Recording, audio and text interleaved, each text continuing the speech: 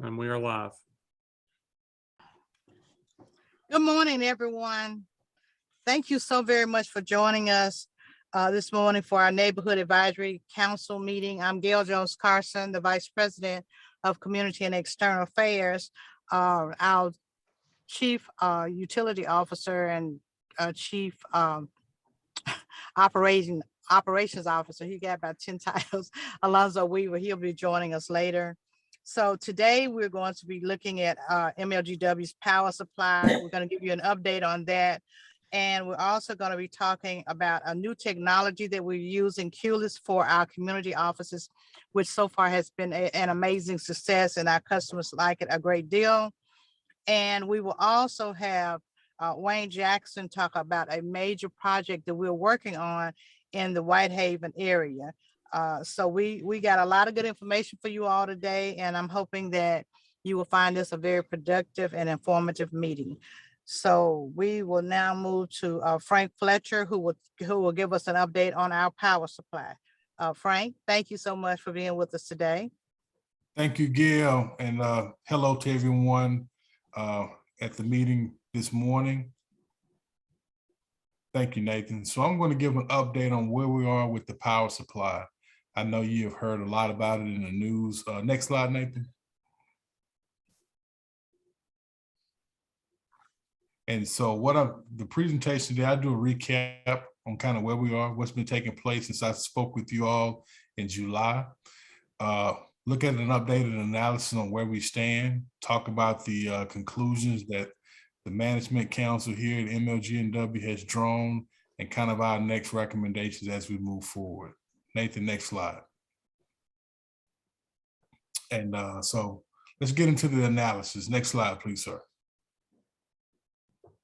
So this slide here is a recap on what I presented to you all back in July. And what we're looking at here, we're looking at TVA, and LTP stands for Long-Term Partnership Agreement.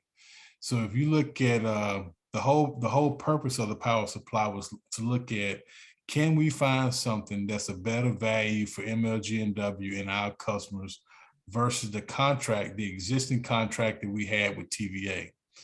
And so as part of their proposal, TVA submitted what they termed the Long-Term Partnership Agreement. And I'll talk a little bit more about that, what that proposal entails. But if you look at in July, portfolio 6, 9, and even the full requirements contract all showed savings, with portfolio 9 showing the greatest value savings of $55 million, portfolios 6, $25 million, and again, the full requirements portfolio of $8 million.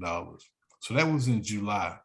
And since that time, what's taking place is we've actually had a short list of vendors come in and refresh their pricing. And so next slide, please, Nathan. So this is where we are today. Again, I spoke with you all in July. We had our shortlist candidates refresh their proposals in August. And these are the results that have yielded through those updated proposals.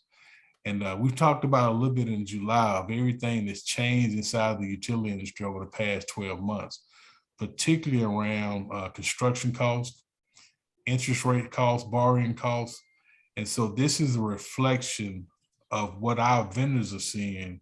And so if you look at right now, this picture is obvious that it shows no savings versus the long-term partnership agreement. If you look at TVA right now, their cost is right at a little over $1 billion.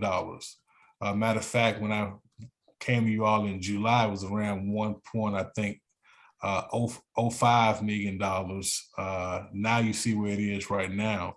And the subsequent portfolios actually show an increased cost. So if you look at portfolio 6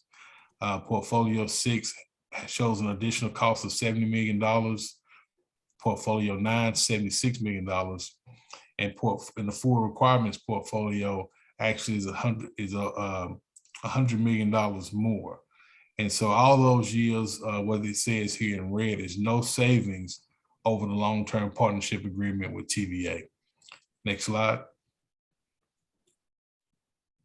So a little bit about the long-term partnership agreement versus the current contract that we have with TVA, and looking and comparing those benefits. So the current contract has a 5-year exit clause, 5-year termination agreement. And I'm sure you've heard a lot about the long-term partnership agreement, which is an evergreen contract that has a 20-year termination agreement. Base rate charge with the long-term partnership agreement is a $3.1 million decrease. That's roughly 20-something million dollars a year that MLGW would pay TVA for the base rate charges.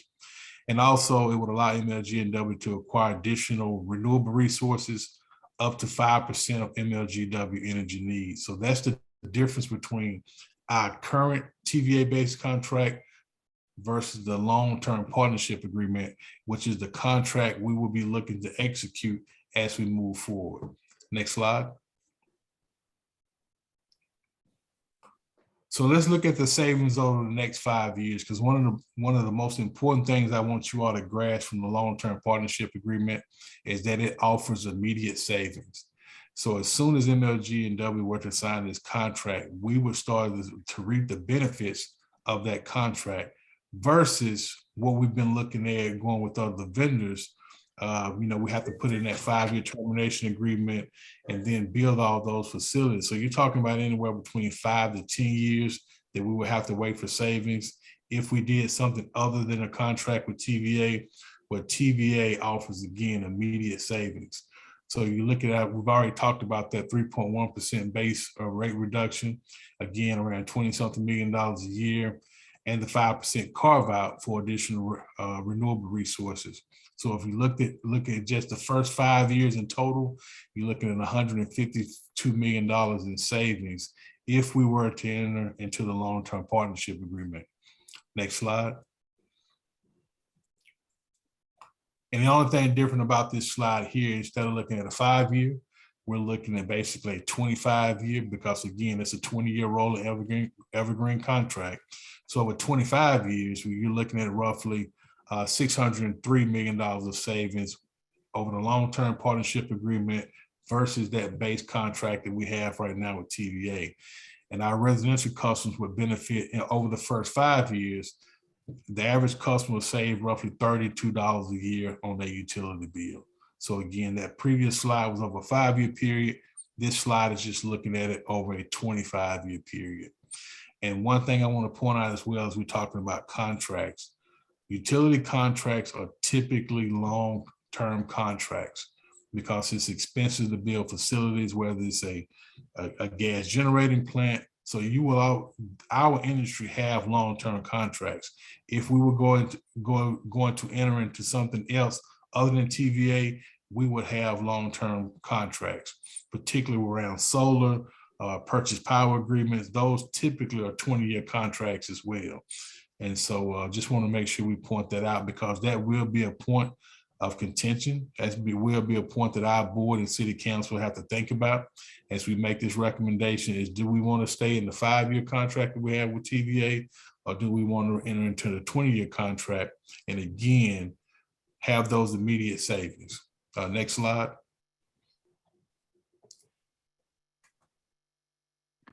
So a little bit about the RFP conclusion. So again, we talked about since midsummer that numerous changes have taken effect in the utility industry and just nationwide.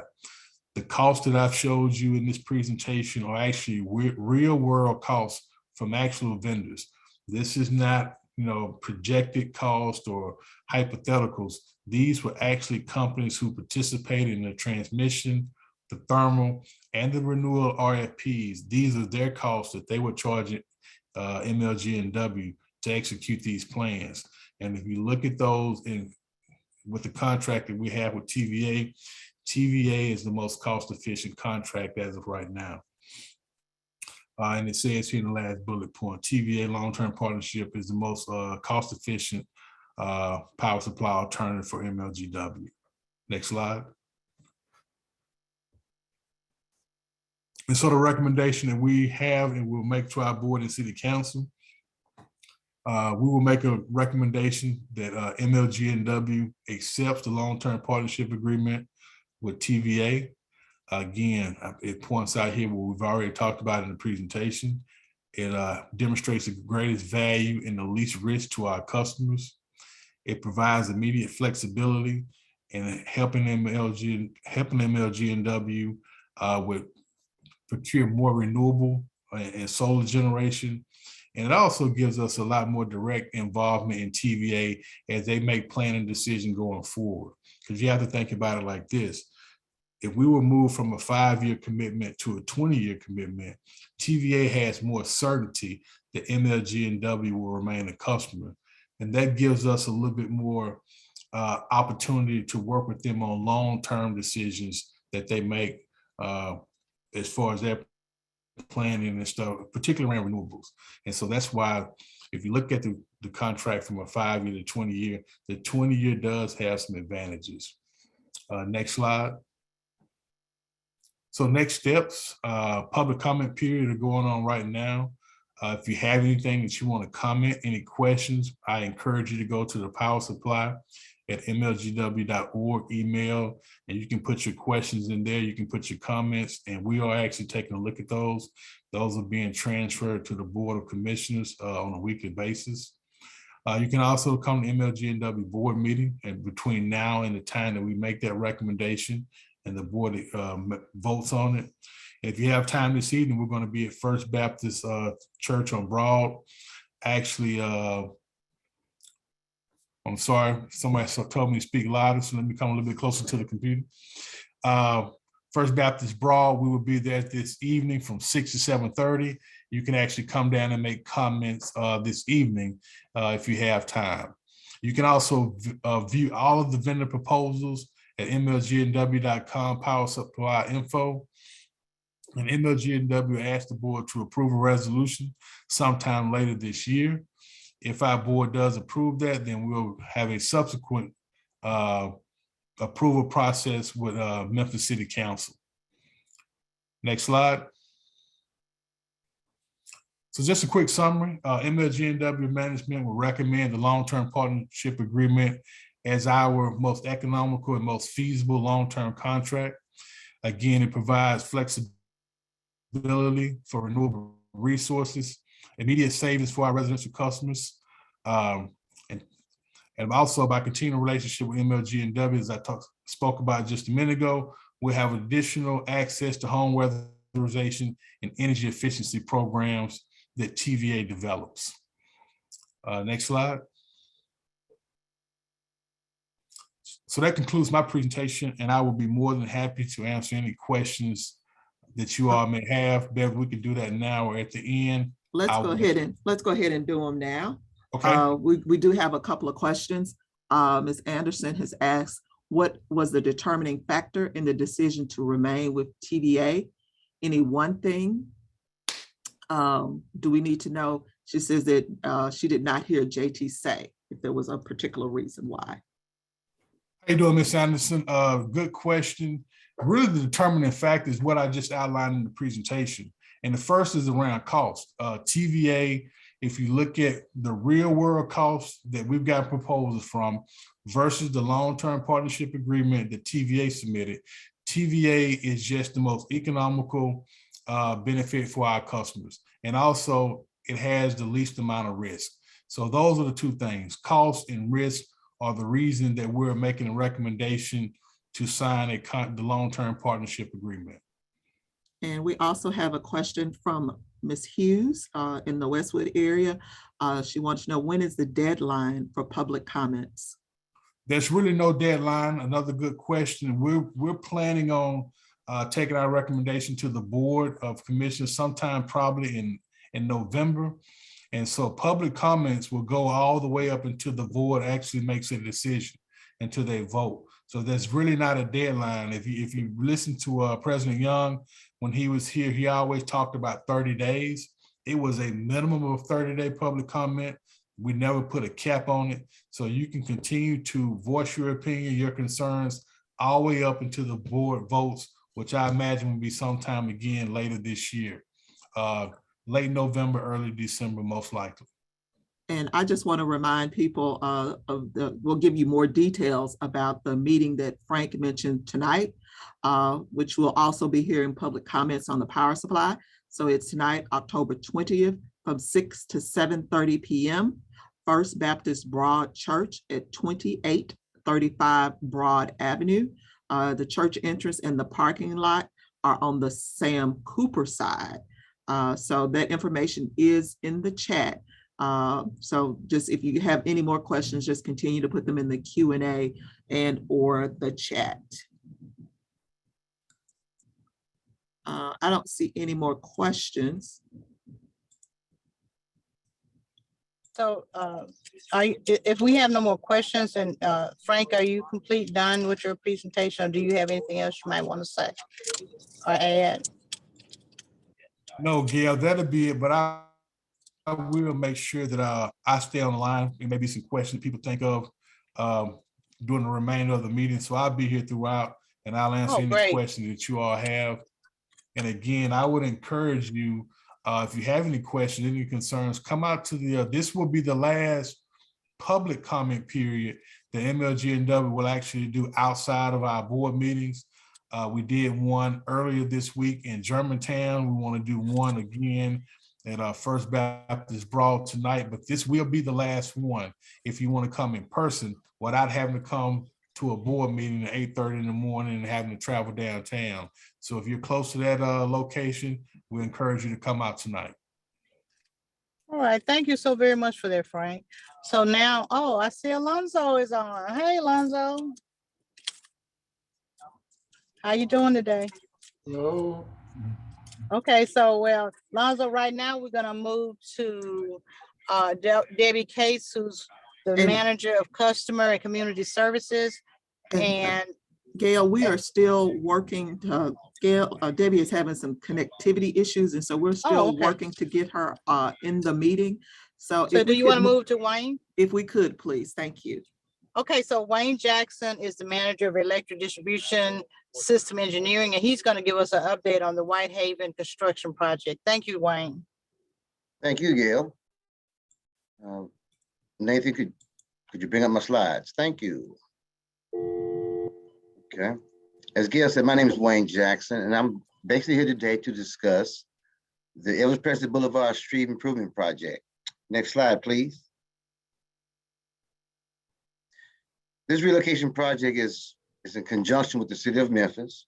It's been 3 phases. The north section, which is from Brooks Road to Winchester. The middle section, which we'll be talking about, will be covered from Winchester to Craft. And the third section will come later, from Craft to Shelby Drive. Next slide, please. Next slide. If you look over to your right, there's 2 sets of pictures on the top and bottom. I think many of you probably remember what Elvis Presley Boulevard used to look like with the pole lines. And now you can see what it looks like today with all those being relocated. The city requested us to remove our existing overhead pole line along Elvis Presley Boulevard. And we completed that project in June of 2021 at a cost of almost $1.5 million. And if you look down in your left corner, you will see what the street looks like. Just a pictorial view of what it should be when it's finalized. The city still has some trees to plant, things of that nature, as you can see. Next slide, please. Now we're going to talk about the newest section, which is the middle section. As you can see, if you're looking if you're looking south on the top right-hand slide, you'll see the trees, you'll see the pole line. And if you also look on the bottom right-hand side slide, you will see that's looking north. All that's going to disappear. And you're going to have the same rendition that you have on the left-hand side.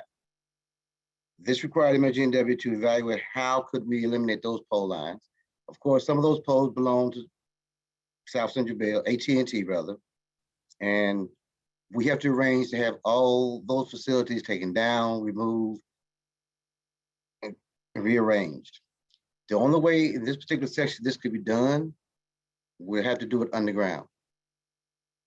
Next slide, please. Now to take the overhead lines underground, there's gonna be a lot of street disturbance.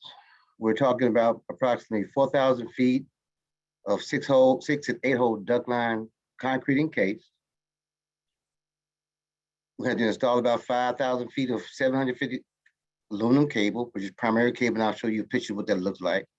About 7,000 feet of number 2 EPR cable.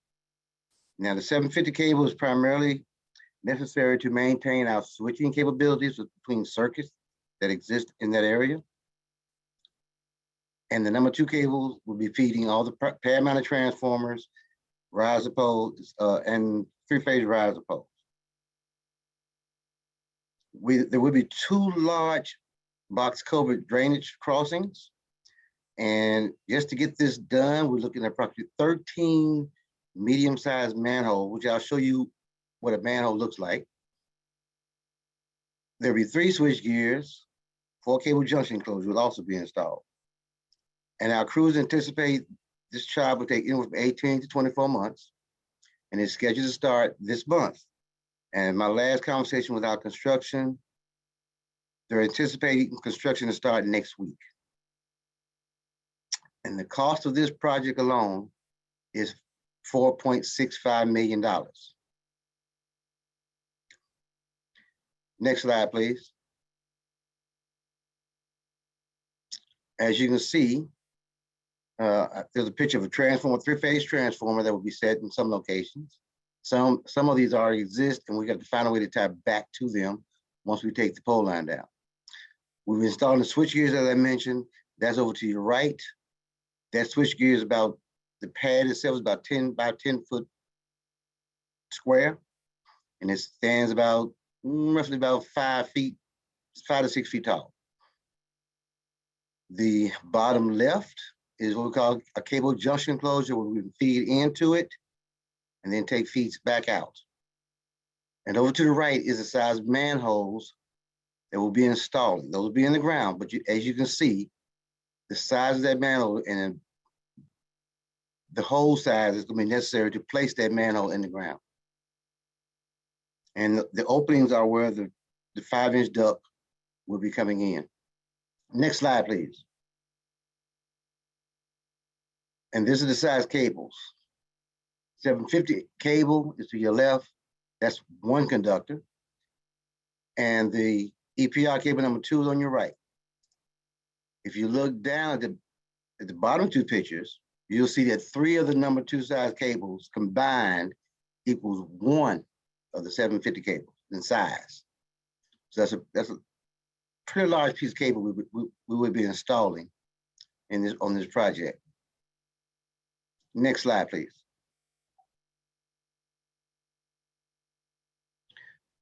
There are some various obstacles involved in doing this design, and the city of Memphis will have some responsibility in working with the customers out there for relocating the commercial 3-phase services from one location to another, which will primarily be new riser poles. There are some commercial customers that have existing overhead services, but due to where those services come from, they will remain and we'll tie back to them. All the other customers that had pad mounted transformers sitting in proper locations, they will have no interruption, other than possibly doing cutovers. Every customer, including there will be some residential customers in the area, may see some temporary outages as we perform these cutovers. It is our desire to minimize them as much as possible, but when you start cutting things over for safety reasons, customers could see an outage. There will be a lot of coordination on the removal of telecommunication cables from MLGW poles. And there also be some communication because it's a street light that's on there, that's out there on wood poles. They cannot be removed until the other street light jobs, all the poles are removed and street light poles are installed for safety reasons while crossing that street. Traffic control is going to be a major issue. I can tell you now, most of the work that we're looking at, it would be on the, I guess you can say on the north traffic lane to the east. And it's going to probably take up that whole lane. It may cross over to the second lane. And it will be closed. We're looking at closure for at least off and on for 18 to 24 months. So it will be advisable where we'll put out communications where the closures will be, or to advise about find alternate routes if they're, to get back and forth. But give us time, give the city time, and I think everyone will be very happy with the results. We do possibly face some potential material supply issue. We're working diligently to make sure that does not occur and to minimize it, but we cannot guarantee it the way things are across the manufacturing environment. As I spoke earlier, coordination of those street lights is critical for to maintain safety for the citizens in that area at night. So we've hired a project manager, or we have a project manager assigned rather, who will be overseeing this project. Next slide, please. The south section will be coming up later on, and it will cover between, like I said, Craft to Chevy Drive. Next slide. This is the plan view, what they want it to look like.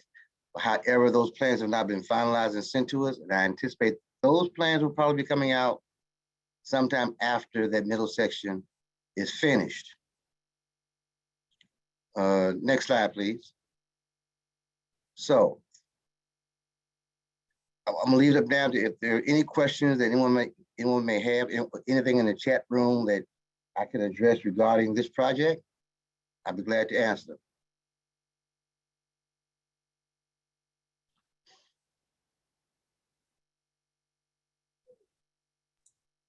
I don't see any questions for Mr. Jackson. Thank you. Well, hold on one second.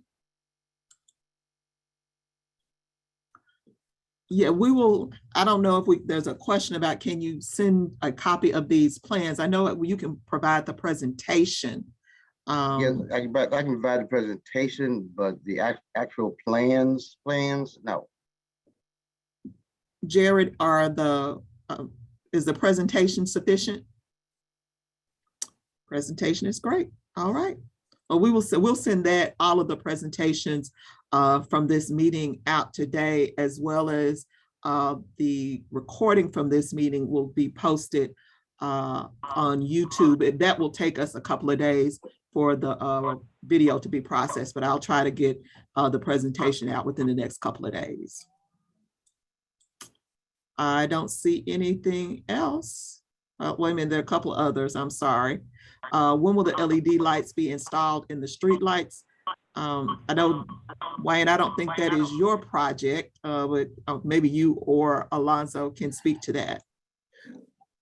The LED street light project? That project is still underway, and I think we're trying to make sure that's done and completed sometime next year, by the end of next year. We're still working through that, so construction hasn't started yet, but we're trying to get it on that schedule to get them out by end of next year. Everything installed next year. And on phase one, there's lights already installed, correct? Right, Wayne? Yeah, we have some out there now that we probably modify. Yes. All right, and there's another, I'm not sure if it's a comment or a question from Linda Williams. Can we not purchase our materials well in advance since we know about the supply demand issues? We have purchased some in advance, but as you do a project, things happen, you may need additional materials. And we also have a lot of growth going on right now in the city of Memphis. And every manufacturer is having problems getting material and or labor to produce things in the same time period. They're just stretching out delivery times. It's making it very difficult. And everybody and every utility company is trying to get materials at the same time. So we have them, but there's also a problem. You try to order too much, you can't have storage space for it. And we're we're working on those issues as well. So this came up during the pandemic era. We did not anticipate this. The manufacturers did not. That's the environment we're in. So we're ordering in advance as much material as possible to get us through this.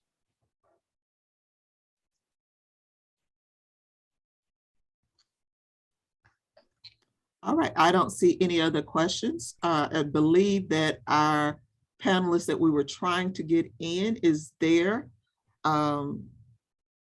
Nathan, do you want to? Okay, she's available to speak. And so our next presenter will be Debbie Coates, who will be talking about the QLIS system that we have implemented in our community offices. Debbie, are you there? I'm here. I think you've got something else. You need to mute something. Miss Debbie, make sure you mute the speaker on your computer. Okay. We're good. Is that better? Yes, ma'am. Hey, good morning. I am so glad to be here this morning and glad to present you about our new project about the QLIS, the community office for cashiering and credit. Next screen, please.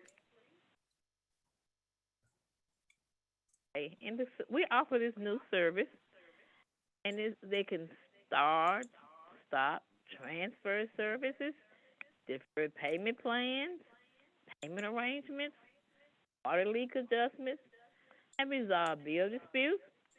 They can reconnect and do prepay. Cashiers can process payments, debit cards, MasterCard, Visa, Discover, check, cash, and money order. And the customer are eager for us to be all open back up again. They are greeting us and they are happy about us being open. Next. We have a new improvement. We have the QLIS appointment software. This software is customer friendly and it's streamlined. The drive-through function for faster service. Customers can, like I said, pay with a credit, debit card in the office, and that way it keeps them slowing down the line through the drive-through. And we're also doing an automatic surveys to let us know how we're doing. Next. This is showing our office volume for cashiering and credit. We're serving over 23,000 customers in the first 11 days.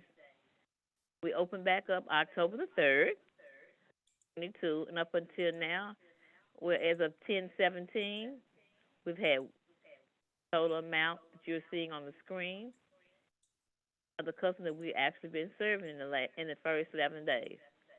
Next. Okay, the wait time is by location. And you can see downtown, Whitehaven, Lamar, and Millington. Sorry to say the summer is not open, so we are taking a big increase in the other offices. And the 2.5 hours average wait, we're seeing a decline as there's a software we get adjust the staffing and get the kinks out of the new QLIS system. Next. So the new office appointment, we welcome this QLIS appointment system. It's just like everybody's time is valuable. When you're ready to go to your doctor's office, you don't want to sit and wait and wait. You want to have an appointment. So this is what we're going to. We be better serve our customers. Most of our customers are beginning to like it. At first, they didn't understand, but now they are making appointments, and they are getting out faster, and the wait time has really been reduced. The location that we're doing it is downtown, Lamar, Whitehaven, and Millington. Like I said previously, the credit councils are able to actually make payment arrangements, deferred payments, prepayments, and they can have the new service connections and any other options. We do require that they have IDs so we know who we're speaking with and for security reasons.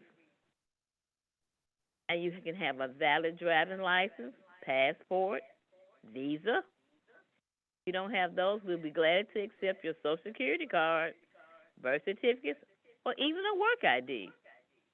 Next. Now I know you're wondering, how do I make this great appointment? It's simple, it's friendly, customer friendly. You can download the Cubulus appointment, and you can go to mlgw.com/APPT for the appointment. Or we have nice cards in the office. You can scan the QR code. The call center has been very generous, and they have been making appointments for our seniors and our technically challenged. Next, please. And we also have started a new automated survey. So it says it rates your recent experience in MLGW's community office. And that tells us about the experience that you had with us and how your service representative treated you, or how she went over and beyond to make sure you had a great experience in the office on your visit here at MLGW. Next, please. Are there any questions?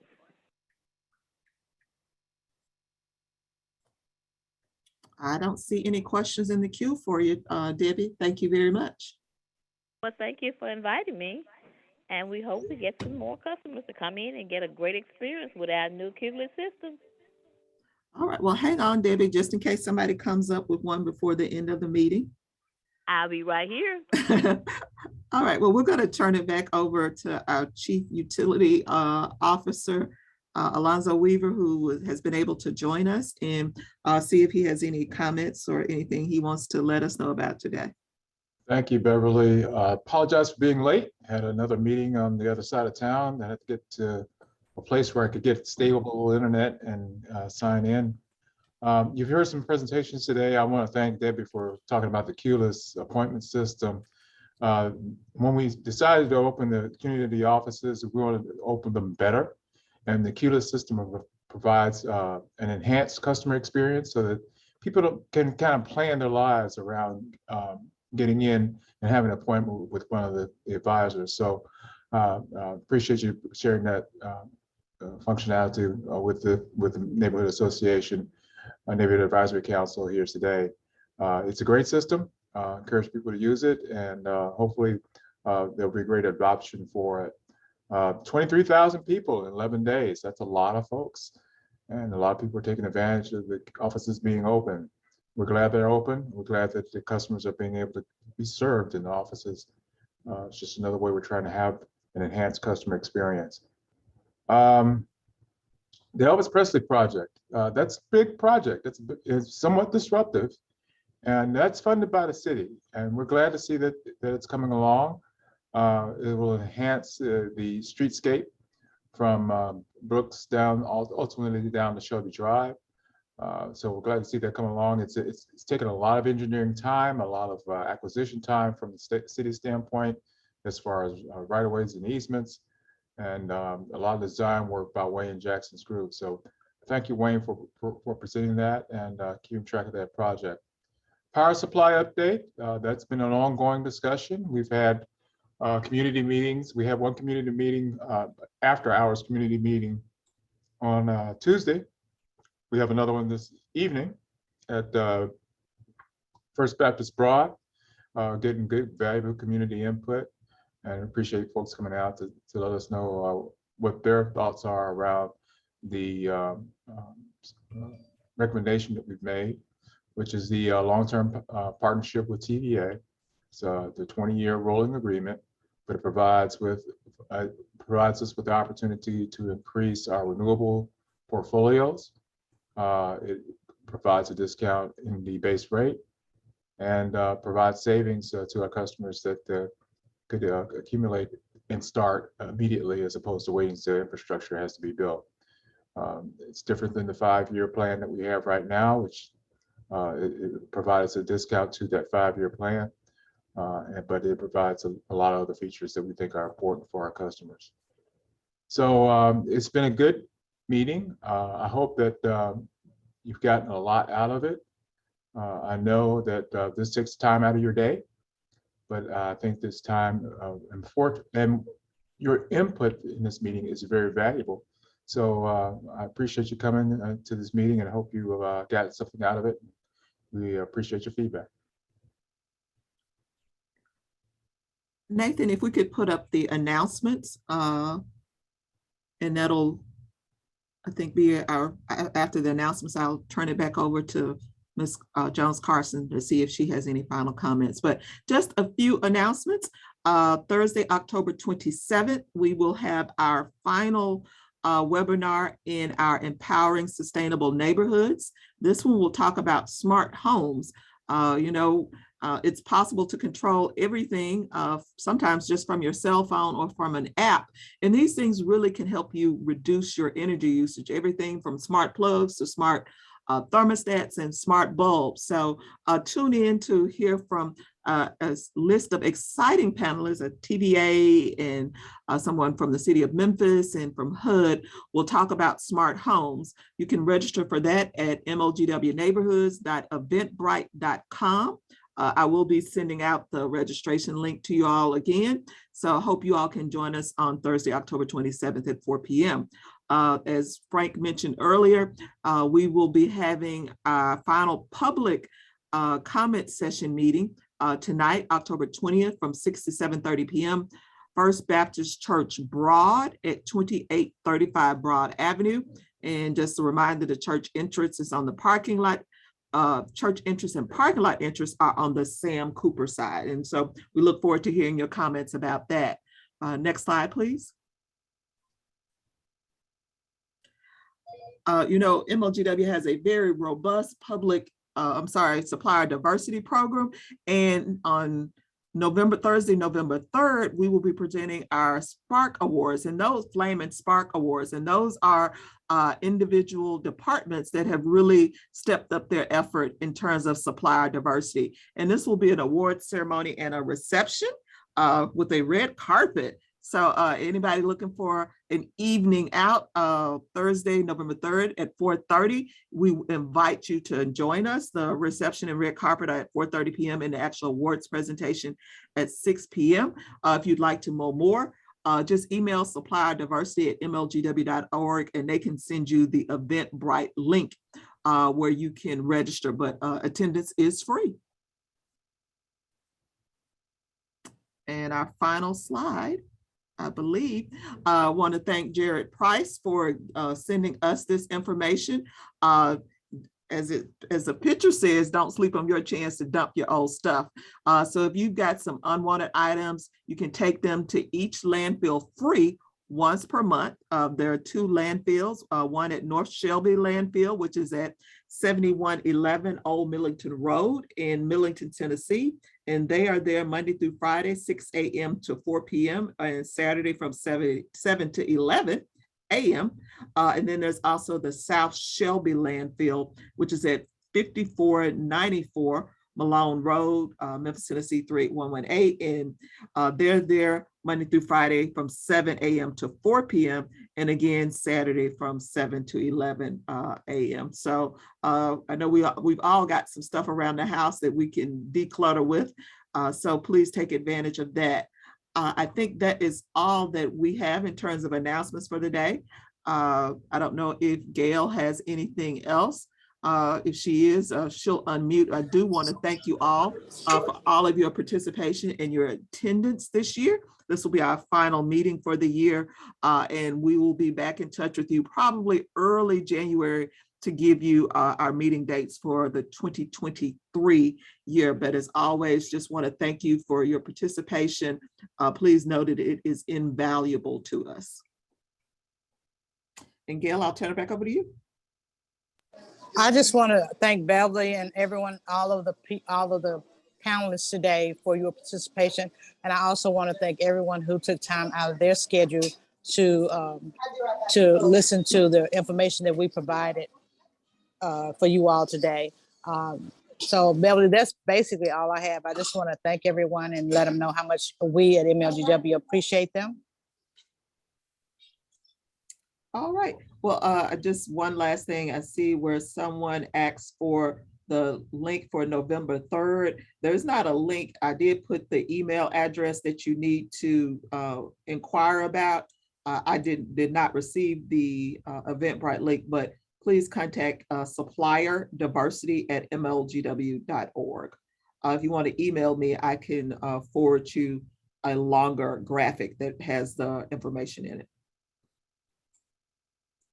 All right. Well, thank you all again. And if we don't see you, don't talk to you between now and the new year, please have a safe and happy holiday season. We appreciate all that you do, and we'll be in touch, but you all know how to find us. So thanks again. Thank you.